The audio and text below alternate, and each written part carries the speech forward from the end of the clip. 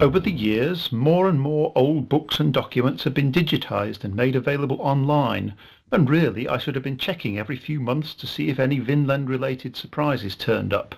I didn't, but another interested amateur did. Early in 2013, John Paul Floyd of Aberdeen, Scotland, announced that he had used online searches to find digitised material which predated the first known appearance of the Vinland Map in 1957, and proved that it was a fake. Although some people had offered unlikely possibilities to explain all the rest of the evidence against the Vinland Map, Mr. Floyd was presenting evidence which revealed just how and why the map was made. Thanks to him, I can now attempt to tell the full story of the creation of the Vinland Map. Smoking gun number 1 was double-barreled, 2 books in Spanish, which mentioned a 15th century handwritten book belonging to the Archdiocese of Zaragoza, containing a copy of part of the Speculum Historiale by Vincent de Beauvais, with a short appendix, a copy of another 13th century work called the Historia Tartarorum.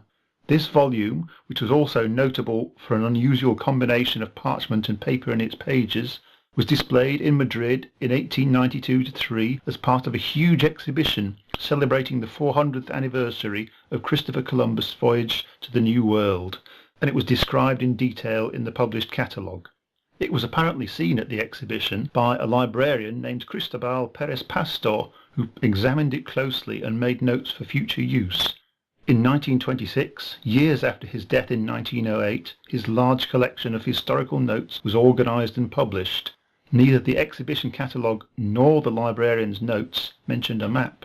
In the 1950s, Enzo Ferraioli de Re, a cultured Italian gentleman who had fought bravely for Mussolini and Franco in the 1930s and 40s, and whose hobbies included writing poetry in Italian, Spanish, Greek, French and Latin, was operating as a book dealer in Barcelona, Spain, and supplementing his stock with rare items obtained clandestinely from the Cathedral Library of Zaragoza with the help of corrupt library staff. He must also have had the cooperation of a skilled bookbinder, who probably had a printing press, because items from the Cathedral Library were later traced with fake book plates, identifying bogus former owners. When he got hold of the Speculum volume, he may not have known that it had been exhibited several decades previously, but he was smart enough to work out that the Historia Tartarorum was likely to be the only surviving copy of a text which added important material to the known history of one of the earliest European explorations into the Far East by a party of 13th century monks. If he could find the right foreign buyer, it should be very valuable, but there was a risk that it might also become famous and jog the memory of somebody in the cathedral. The logical solution was to disguise it as a second copy of the text, blatantly unrelated to the Zaragoza copy. Funnily enough, a real second copy existed, but at the time it was unknown. There were 2 steps to this process. First, to remove it from the medieval binding and turn it into a separate book.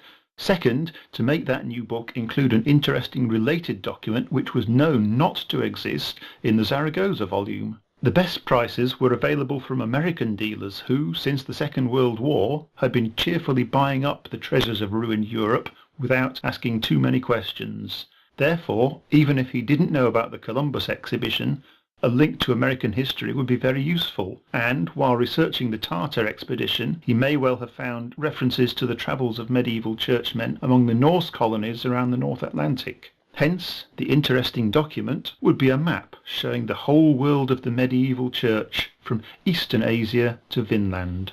The dismantling of the Speculum volume by his bookbinders, probably late in 1956, included the removal of all signs of ownership, both ink stamps in page margins and the entirety of the end papers or paste downs which covered the joint between the pages and the wooden boards of the cover. By good fortune, some ink from the paste downs, which were reused parchment from a medieval letter associated with the Council of Basel in the late 1430s, had soaked into the cover boards, leaving a rough mirror image of the text. The paste downs, or possibly one paste down on one page from the book, were then scraped completely clean, removing every trace of text. This unfortunately left the parchment desperately thin, so it was bulked up with large quantities of a substance which would later cause consternation for the team trying to carbon date the Vinland Map. It was almost certainly added before the map was drawn because it was not detected in analyses of the ink, only the underlying parchment. Next, the two single-leaf sheets of parchment were prepared for writing by rubbing chalk into the surface. It looks as if Ferraioli's bookbinders made numerous attempts at concocting a mystery ink for the Vinland Map. They could not simply make a batch of iron-based ink to a medieval recipe because such inks remain chemically active over the centuries and newly applied ink can easily be detected. Instead then, the idea was to create an ink which contained no iron, yet mysteriously looked similar to ordinary medieval ink. Finally, they settled on a two-stage process, or rather three-stage as we shall see, involving a brown base layer containing anatase titanium white to modify the colour, and a black upper layer made from soot. They may well have been aware of the recent news stories about spectacular results from the new carbon dating technique at sites like Stonehenge and Great Zimbabwe, in which case the soot may have been created by burning whatever spare pieces remained from their vandalism of the stolen volume. The basic geographical background was taken from a map which would have been brand new at the time the paste down letter was made, by Andrea Bianco of Venice. The original is still in Venice, but copies have been made on more than one occasion. In the 1950s, the standard reproduction found in academic libraries was a high-quality 19th century photograph, but an engraved version with some small mistakes had been published in 1783. The final piece in the Vinland Map detective story was John Paul Floyd's comparison of a recent high-quality scan of the 1783 engraving with high-quality scans of the original and of the Vinland Map. It was clear both that the engraving had been copied from the original, even showing areas where it was damaged, and that the Vinland Map was copied from the engraving, including its small mistakes.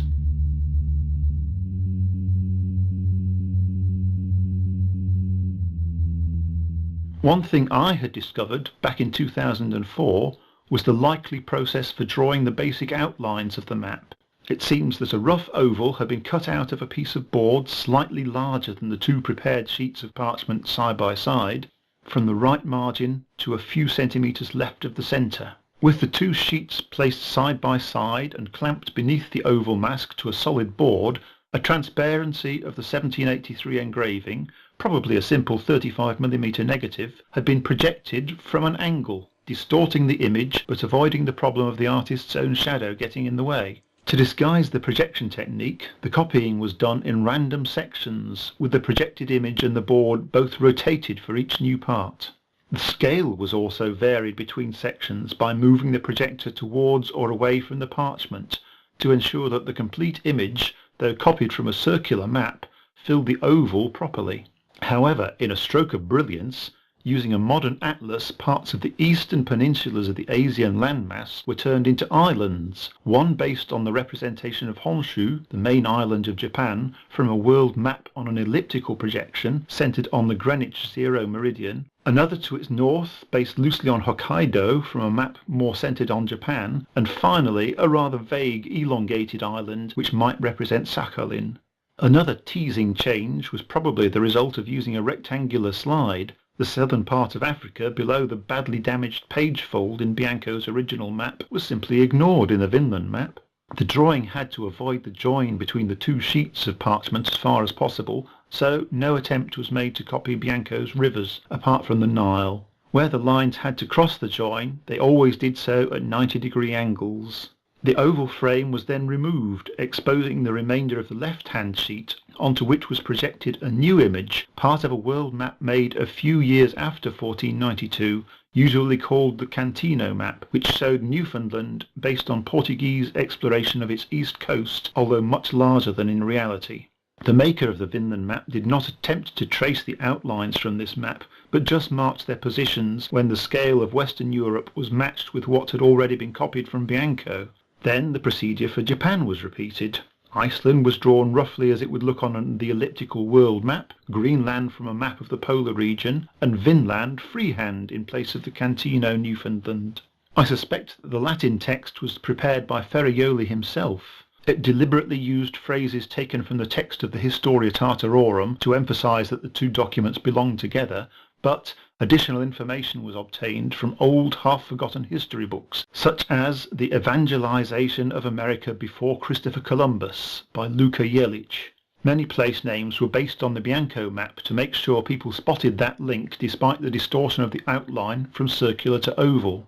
When both the outlines and text had been drawn in brown ink, the black layer was very carefully added over the top by an artist with a very steady hand. At least it was added to the outlines and the larger letters of text, but, as the British Museum investigators noted in 1967, it was mostly absent from the longer captions in very small lettering. Presumably that would have been too difficult, so instead it was just added in random places to give the appearance of heavy wear.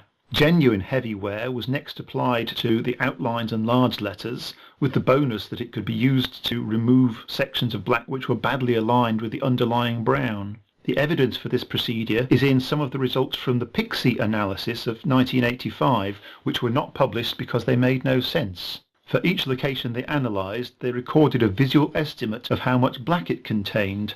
Also, of course, they recorded many more elements than could possibly fit in a summary report. One element which probably should have been added to the final report was calcium, the detectable component of the chalk which had been rubbed into the entire parchment surface. Inevitably the quantities were very uneven, but overall there was something very odd about them. The amount of calcium found in measurements along the ink lines was less than in adjacent measurements on the bare parchment, except that there was a tendency for the blackest areas of the lines to contain more calcium. The simplest explanation for this is that somebody applied a narrow-edged tool to scrape away most of the ink line, including some of the chalk which mixed in with it during the writing process. Next, the completed map was temporarily reintroduced to the original Speculum Historiale volume, and bookworms were allowed to nibble their way through at carefully selected points, guided perhaps by something as simple as a confectioner's icing nozzle. One tiny wormhole was a really neat touch just off the southern tip of Greenland. The Cantino map showed an imaginary island at this point, so the wormhole made it look as if the Cantino map was based on the Vinland map, and the cartographer had mistaken the wormhole for an island. Another wormhole may already have existed at the back of the book, into the speculum through the Historia Tartarorum, but if not, it would have been added in a relatively short time. Time was the big problem with all these wormholes. Bookworms only make short tunnels if they die or get interrupted. Otherwise they will settle down and chew for months, mostly across the pages because it's easier. For a single volume to contain so many short tunnels straight through the pages, and no long ones, is very improbable.